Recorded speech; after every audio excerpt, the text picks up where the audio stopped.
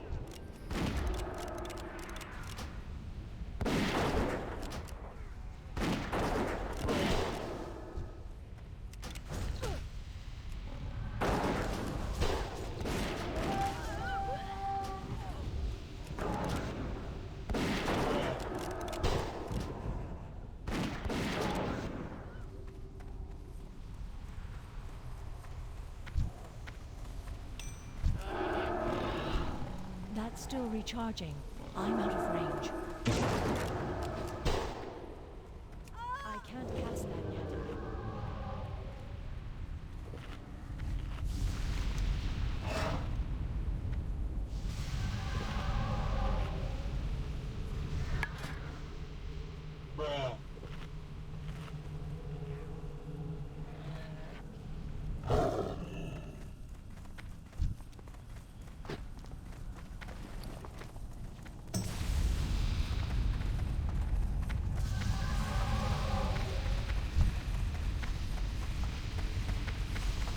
Too far away. That's too much.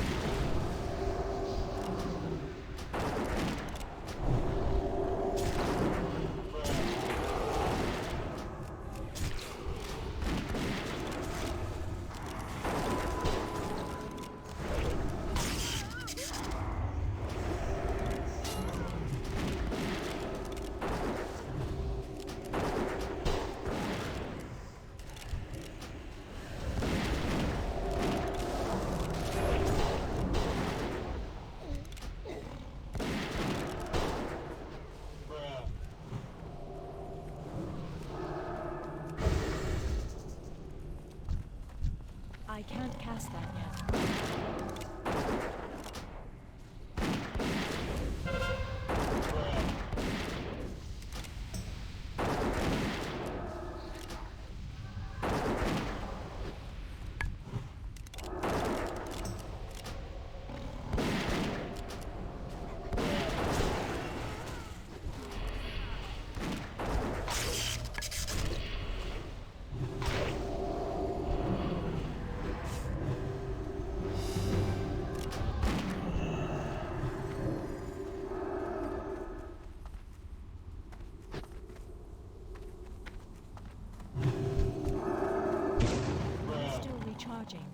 I can't cast that yet.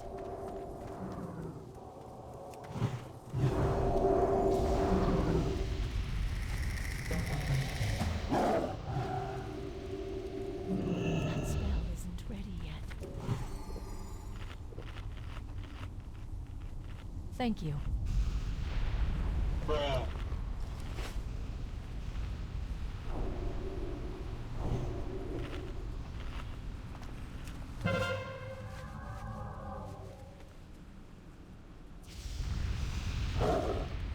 Bruh.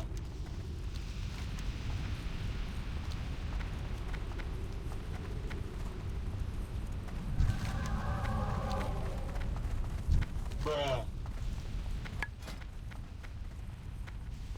Bruh.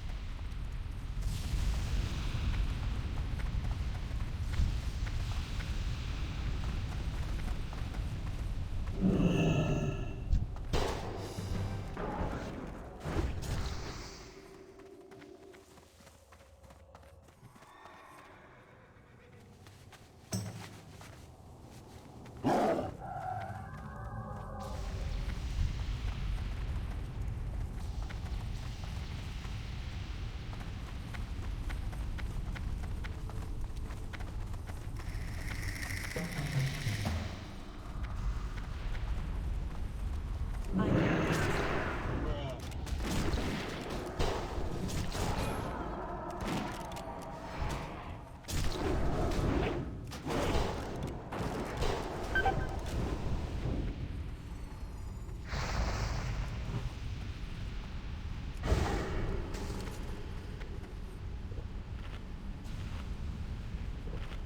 Bruh. Still recharging. That spell isn't ready yet. Bruh. Not still recharging. Bruh. I need to get closer.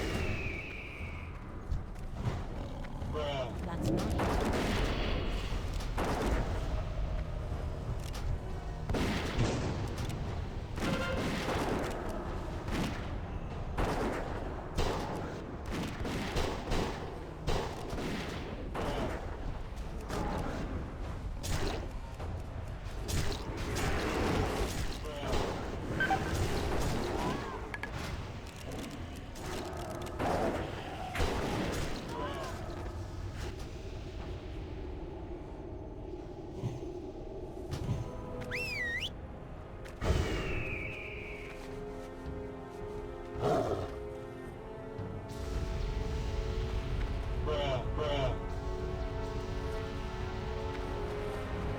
Bruh. Bruh. Bruh. Still recharging.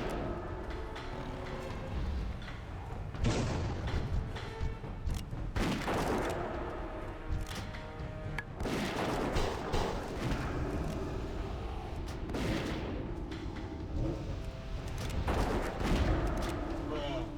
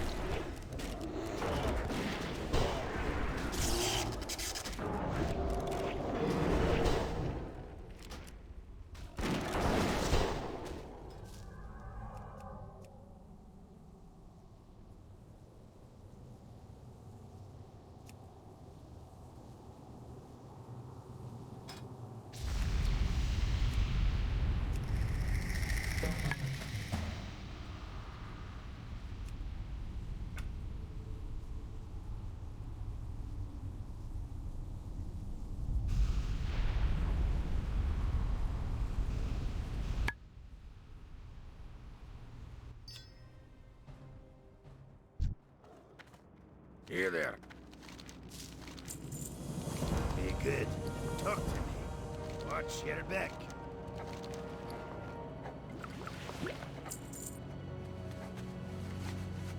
Be good.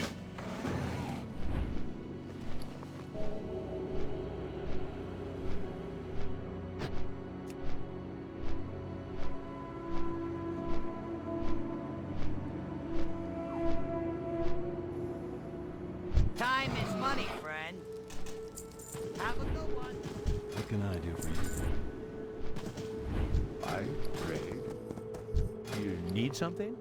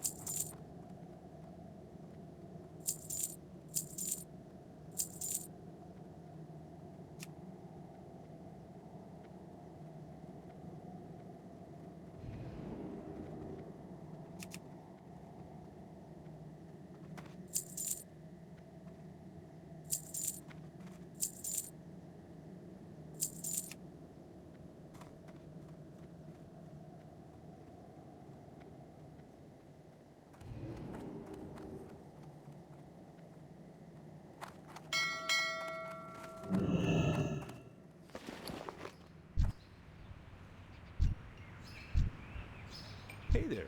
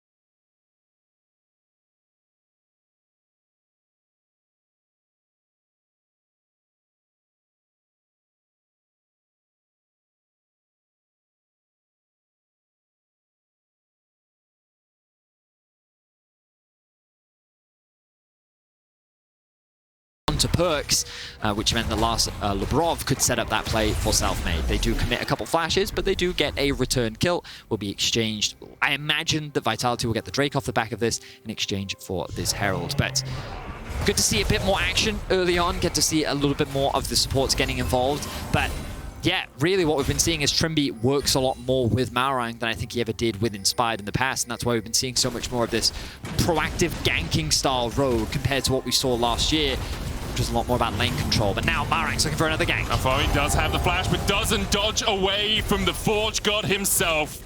Odoamne takes the kill. Malrang was there and helped out a little bit, but wasn't really required apart from the stun. Some cool Ornn mechanics there. Odoamne applied the Brittle passive with his W, flash to proc it to more alive land the ult, and now Perks has found a support. One chain, one kill.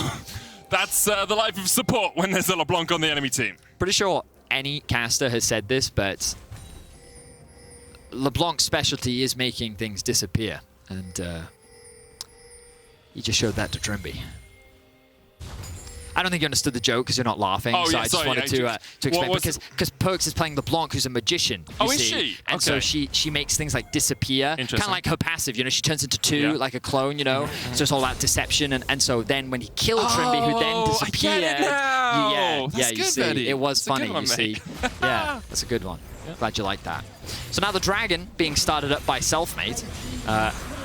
Off the back of getting that small numbers advantage and the prio that they had around this bot side of the map means that they could very easily secure that one. I'm curious as to what Malrang is looking to do with this ultimate. Right now, they're hovering around mid. Look at all this vision investment towards the bot side of the map from Vitality, using that very brief window that they had to secure some of these wards around the Raptors and around the Krugs, just to get a little bit more insight on the bot of the map off the back of Perks' initial pick. And you're going to be seeing this a lot, where teams are able to move into the enemy jungle, getting that insight, getting that information on what the enemy jungler is up to is very valuable in being able to control the early game. It definitely is, and if Rogue can get vision around there as well, it allows Comp and Trimby to push forward. Nice use of the 90 caliber net just to jump over the Flame Chompers there. Second plate, a possibility for Comp, but instead he focuses on harassing Kazi. Hex Flash, there's a Lantern, there's a Selfmade.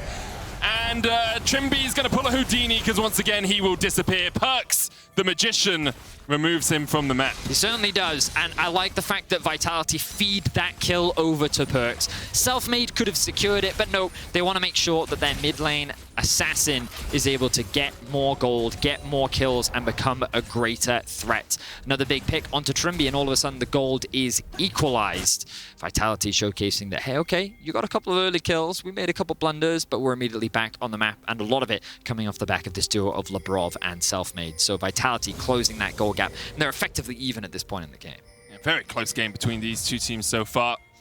Larson continues to farm up in the mid lane, was winning the early trades, but Perks, after getting those Sork boots, has just been unleashed a little bit more on the map, has been, as you say, gifted over a couple of kills by his team, and it's obviously a lot harder for Victor to have that same impact on the map. Very good at clearing out waves, but not too good at moving around to the same degree as a LeBlanc. First tower of the game. There's the root, though, and Malrang's on the chase. The tower not quite dead yet. Comp will take it. Mana for Ace in the hole. Just enough. Malrang once again gets the kill. Wow, good pick there from Trimby. It feels like that both supports are just eyeing each other, because every time they're in that slide overstep, they immediately get punished. And you'll see this, just a really good binding from Trimby. Landed onto Labrov, was not expecting it. And then the full combo comes through. The Q from the Caitlyn, the flash, E, stun from Malrang. I think that ideally they wanted to hand that one over to Comp. He was trying to, but the E, I think... Yeah, the ult didn't quite do enough damage from Comp, which meant that the E actually ended up picking it up. So Rogue now, once again, reclaim control over the gold lead after securing that bot tower. Now we get to see this Caitlyn start moving around, and this is a great position for Rogue to be in. Odoamne has the safety of his tower in the bot lane still. Meanwhile, they can leverage the range of this Caitlyn to keep sieging, poking away at these towers, and with the plates falling soon and night, well, they can get one more for Comp, but even if they don't, it's fine. She's going to start chipping away at these towers around the map. So one of the powers of Caitlyn is just, as soon as you get that first tower, you are so unleashed across the map. Makes it so much easier for you to siege, so much easier for you to chip away at some of these turrets. That will be a plate in the mid lane for Larson. Just gets it. Labrov caught with a final spark. Malrang will be able to force him away. Does still have the Stormbringer, that volley bear ultimate, if they do want to look for a dive, but two more plates in the top lane over to Rogue. I mean, they are now 2,000 gold ahead as the plates fall off. I like how Rogue are moving around the map right now. They're doing a great job pushing in mid, knowing that they have the pushing top as well. Vitality's a little late to match, given that Rogue was ahead in the play. That means they're able to get a little bit of deep vision up towards the top side of Vitality's jungle.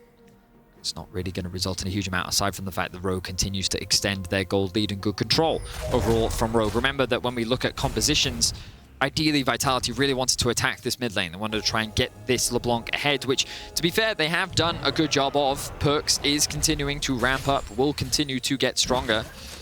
But the problem is that this scaling teamfight element of Rogue's comp is, well, they're ahead in gold. They know that when the Drakes come round and the 5v fights happen, when you have this much zone control with the Caitlyn traps, with the Lux potential bindings, like, someone's going to have to face check, right? Who's it going to be? Someone's going to have to walk into this Rogue comp. And who wants to walk into the Ornn Volley Bear? Any volunteers? Anyone want to raise their hand? Because, you know, both of them are gods of the Freljord. Trimby, well, Perks just flashed the binding, and Trimby pays for it with his life. Gravity Well coming down, will get the stun onto Selfmade, does a fancy pose.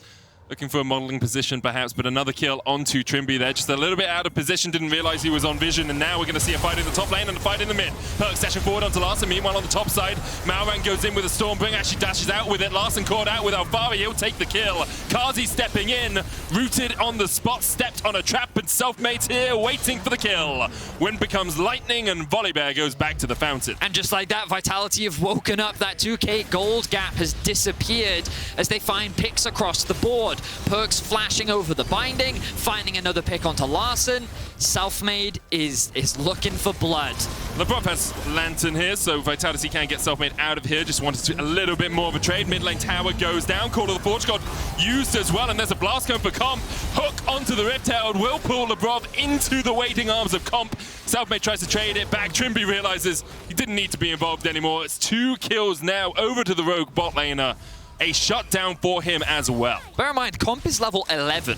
He spent a lot of this game by himself, basically getting solo XP, and now he's a higher level than Selfmade is. The fact that he also got that shutdown means that he's going to be in a very powerful position, and he's going to have to be one of the key carries that we keep track of, who really has been one of the key carries for Rogue in many of their victories so far this split.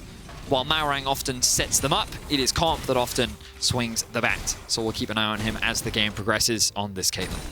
And for Rogue fans, it's such an encouraging sight to see that over the course of not just 1 week, but 3 weeks so far, their new players have really been a driving force for the lineup. Because in off-season, you looked at Inspired leaving, you looked at Hans Summer leaving, and the majority consensus was Rogue have downgraded in this off-season. Sure. Rogue will not be as strong as they were in 2021, but now they have come out the strongest team in the LEC so far. This a proving weekend for them, I think, with the Fnatic game yesterday and this game today. And if they come out of this continuing undefeated, I think Rogue have to be looked at as frontrunners for at least the regular season. Well,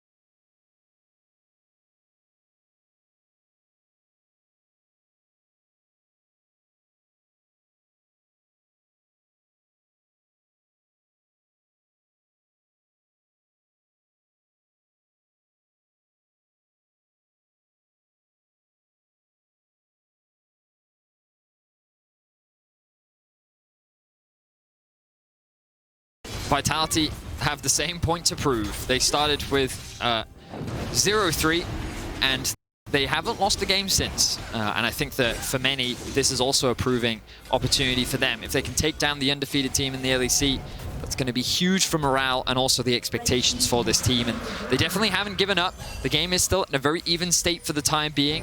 LeBlanc has decided to go for the Liandry's build, so you will have that additional haste, that extra bit of burn, a little bit more in terms of poke, a little bit less in terms of overall burst compared to something like the Liandry's. But you imagine that Perks will start looking to go into a side lane, start trying to leverage this fog of war, really start to see the menace that is LeBlanc as we move into the mid-game. Meanwhile, Alfari continues to sit in a side lane, and we're kind of approaching that point where Odoamne won't be able to hold him as effectively as he could earlier, and Alfari's going to have a lot more agency in the 1v1. You can see where the gold really lies for Rogue. 8.89, 8.9k now for comp. Everyone else is behind. There's a 1,100 gold difference in the top lane, apart from supports, of course, 1,300 in the mid lane. Ooh, that was a nice little binding there from Jimby, but Perks is able to dodge away from it. It just means that if comp dies, this rogue lineup is very much on the ropes, but so far, he's done a very good job of keeping alive, and as you've said a few times, Vedi, it's very hard for Vitality to catch him out if he is behind his front line. Well, I imagine that Vitality will do exactly what they're doing right now. Start splitting up the map, start playing through their side lanes a little more, leave Kazi in mid, and you'll have this roaming duo of Selfmade and Labrov consistently clearing out vision, which I'm going to quickly draw our attention to once again because there are wards littered all over the map right now. You can see control wards invested from Rogue towards the top side, pretty deep. Meanwhile, the exact same from Vitality towards the bot.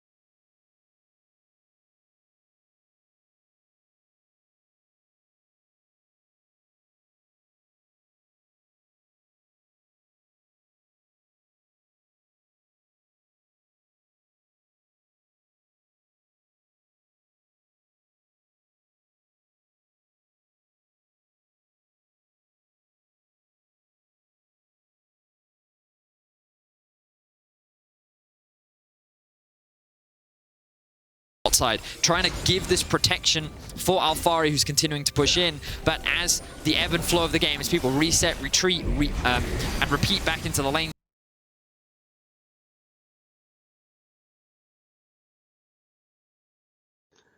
Пипец, сейчас этот самый там, ну, знакомые гаишники рассказали, скажем так, ну, через них. Там, короче, всех там, все начальство, все клинские гайцы, все там были, это же случай резонансный. Там, считай, 2 часа, по-моему, сапсаны стояли. Баба спешила на электричку. Уехала сначала в правый отбойник, потом типа в левый, там ее что-то крутануло, она перелетела через это ограждение. То есть баба родилась в рубашке, но еще неизвестно, как говорится, благо это или не благо. Смысл такой, она упала на провода, почему так вот не сильно этот ее XC90 пострадал? На проводах, как почему током тоже не ударила, с проводов она свалилась на крышу электрички, сломала ей токоприемник, потом уже с электрички свалилась на перрон, и вот покувыркалась, снесла там вот эту остановку, да, там, получается, на перроне, да, проломила эти ограждения.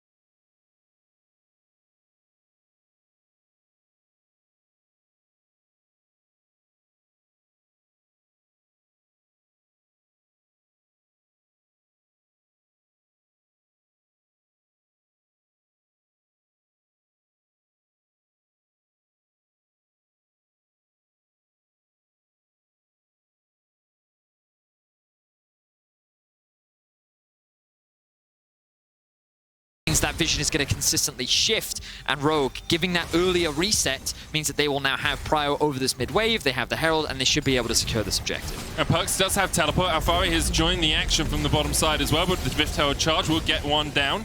Ace in the hole used there, only catches out Labrov. Corner of the Porch got coming out from Rogue as well. They're looking for Labrov, who will flash away. Final spark, Chaos Storm. The damage on Kazi is absolutely absurd. Now the TP's come in from Vitality. Alfari's looking for the damage onto Odo. Perks knows he's on the control wall, pops the sweeper as well, just in case. Who will face check? No one. Perks teleported in, was able to save his AD carry and his support, but Rogue unrelenting, continuing to step forward. Alfari under the tower. Malrang dives into the Sky Splitter, and that's 2 towers in the mid lane for Rogue. So what we're seeing here is Rogue recognize that if they go for early skirmishes, they're going to lose, which is why they didn't really try and contest any of the Drakes. Excuse me, more often than not, they actually just tried to trade them for the Heralds. The reason why Heralds are important, especially for a more scaling comp, is because, it funnels more money into your carries, which you're playing for the later stage anyway. So that money is more valuable than the Drakes when you know you'll reach a certain point where you can actually start contesting Drakes. When you look across the itemization, a lot of it is being completed for the side of Rogue. And Vitality, Perks hitting level 14 there is a very big deal because he has 2 levels over Larson as we see another skirmish pick off. Malrang has Stormbringer, can jump away, does it to the Blast Cone. Super Mega Death Rocket will find its mark, but will not find the damage to take down the bear. Odoane, though, you lose in a side lane now to Alfari. Lord Doms, end of the line, Odo.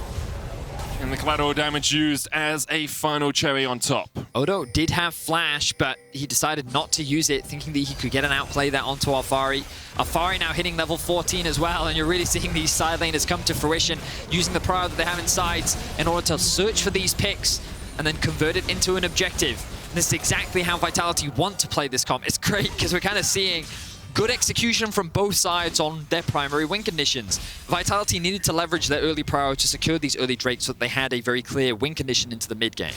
You also want to try and leverage the fact that, hey, you have strong side laners funnel gold into them. Well, Alfari gets a free laning phase because he's playing into Ornn. He's now at 230 CS. Meanwhile, in the mid, they just funneled kills onto Perks. A lot of them were found onto Trimby, admittedly, but he was still getting kills nonetheless, which means that he now has a level advantage over Larson. Alfari has a level advantage over Odo. Selfmade has a level advantage over Malrang, and Kazi and the bot lane is overall pretty even, which is exactly where they want to be. So even though things overall look good for Rogue in terms of their scaling comp, they need team fights. They need Vitality to come and fight them in the conditions that they create for themselves. Meanwhile, Vitality are looking for these skirmishes. They're looking for picks. They're looking to leverage these side lanes where they can collapse, take advantage of numbers, and leverage their mobility and dueling prowess to kind of pick Rogue apart and then convert that into an advantage. So you have this cool clash of comps. Both teams are executing upon them. They recognize their win conditions, and now it just comes down to execution. Who can pull off their comp better? Should be looking for a little bit of poke onto Alfari. We'll see as Labrov and Alfari team up, push forward here. Larson backed away from the tower, gave it up, knew that it was at a man disadvantage off towards this top side. We'll say Crown of the Shattered Queen now complete on Lux. On Trimby, means that he is a little bit less susceptible to getting one-shot by a LeBlanc. Third Dragon of the game, first for Rogue, but that also means Vitality no longer on a soon Soul point. You know, we're waiting at least 10 minutes before Infernal Soul is an option for them. So, again, the pendulum swings, the back and forth between these two teams, the stylistic differences coming to the fore, and Rogue will use their time to push into this jungle. So I just look at the map state real quick. You'll notice bot wave is pushing in, Larson has caught top, and they're going to have prio over mid. This could be a window where Rogue actually used the Baron to force a fight, given that Vitality wasn't interested in coming to fight them for the third Drake. But Selfmade has managed to make his way into the river. We're now seeing a collective in the mid lane. Could this be the fight? No, Vitality, they're just going to disengage. They're just going to wait for now. You notice that Perks was actually moving for a flank. He was looking for that group in mid lane from Rogue so that he could come over the wall, maybe find a pink, maybe chunk a Rogue member out before Vitality actually went for a fight, but nothing's going to come of it. So there's just a standoff between the two teams right now. As teams reset, they go and catch their waves, and now they're going to go spend their gold, and the dance begins anew. The difficulty for Rogue, of course, is finding an engage when you want it isn't the easiest onto this Vitality lineup. You've got Thresh Lantern, you've got Perks who can jump away, you've got Crescent Guard coming out from the Xin Zhao, you've got Alfari who can dash away. It's not the simplest of engage opportunities, but of course Trimby could find a pick with the light binding. You could have a Call of the Forge God across multiple members burning their flashes. It's always this back and forth, it's ebb and flow. Makes it very difficult for Rogue to find exactly what they're looking for. The best thing to do is just keep your eyes on the minimap, because right now there is no dragon alive. This means that Rogue could use the Baron as a means to force a fight if they wanted to. But from Vitality's perspective, they're fine just having their 2 solo laners continue to get gold in a side lane. Keeping these waves pushed in, because it means that if they keep the waves pushed in, Rogue has to catch the waves, and while they're catching, that is the window that Vitality can use to look for a pick or an opportunity. And I do wonder now if Rogue, with this Infinity Edge complete on comp, will pull the trigger on calling out Vitality. Maybe they were waiting for that 3rd item, that spike in damage for the Caitlyn. Trimby looking for the binding, but can't quite find it onto Lebrov. Rogue are setting up vision control around this. There is a ward actually behind them, near where the top lane tower once stood, that Alphari could TP to. It's just about to expire though. Now Alphari continues to battle with Odo down towards the bottom side. Selfmade gets away with a lantern. Once again, the engage not really there for Rogue if Odo isn't there. The Call of the Forge God is their primary engage tool unless they manage to land a binding. For now, both teams happy to maintain the status quo. No one being sent to the top lane. Perkz has hit level 15, and you'll notice Vitality continue to maintain these level advantages. You know, it's funny because one of the comments that I consistently see for Alphari is he never converts his lane leads to like team leads. So just never leave lane. That's what I was going to say. Well, why don't you just keep him in lane forever? If he just gets to play in the 1v1 all day, then he gets to use as many advantages as he wants. But he is level 16, a whole 2 levels over Odo. He must be sitting on so much gold. And look, you'll notice this is another tactic you can use with like these more split push comps. You have someone shadow you, or you have someone play with you. Vitality back in the day was an organization that actually popularized this with Jizuke and Cabo Shards, where Jizuke would shadow on the rise while looking for a pick. And now the chain has landed, but they're not going to commit. Final Spark plays out the wave. Alphari looking to put the damage down. Perkz actually quite low here. Call of the Forge God is an option for Odo, but not the easiest target to catch. Selfmade going in here for the 1v1. TP immediately from Odo. Chaos Storm going down onto Selfmade. Crescent Guard. Selfmade pops the stopwatch. Super Mega Death Rocket doesn't find it marked. Comp was able to pick up a kill in the red side jungle, and with the ace in the hole coming in, it's a double for Comp. Wow, that's a really big deal, because with Selfmade dead, they could look to force the Baron. Larson has the teleport. Alphari is continuing to push in bot, but Rogue know that they have the numbers advantage, and this is the window that they've been looking for to push the game in their favor. Interested. Trimby, Alphari was about to start his back. He hasn't had a chance to recall yet, and Trimby is just playing nuisance. A thorn in the side of Alphari. Alphari still hasn't got to back, and he knows if he goes for the TP, he's going to get bound to the spot. Alphari will not be able to join this fight because Trimby stayed at the bottom side. Rogue secure the Baron. Obviously, killing Selfmade, killing the Brov helped out a ton, but you got to highlight what Trimby did there to Alphari. I mean, yes, very crucial. I would say, though, that those kills are probably a little more important. So let's have a look back at this exchange. So Perkz gets chunked out. He's still continuing to duel on the bot side. Selfmade has seen Larson. He thinks this is an easy target for us to get a kill. But Larson does a great job of buying time. Lebrov just gets caught out in the rotation. He's trying to offer assistance in the jungle. Meanwhile, they get collapsed on. This TP from Odo was really insane. Yeah. Just at the speed at which he was doing it, and the fact that there was so much pressure on the bot side of the map as well. The fact that he was able to find a window to do this and convert it into a double kill for Comp. Really good execution overall from Rogue. Important to note that the gold's still very even. Vitality did put themselves at soul point, so as long as they can hold the line, there's still a very clear way for Vitality to win this game. But with the Baron buff, Rogue can begin their siege, and now Vitality must play to the beat of their drum. Perkz gets level 16 in a side lane. He continues to push out towards the bottom side. Larson pushing in top wave, not synced at the moment with this mid wave from Rogue. The root on Odo as he steps onto the Flame Chompers means the Call of the Forge God will not be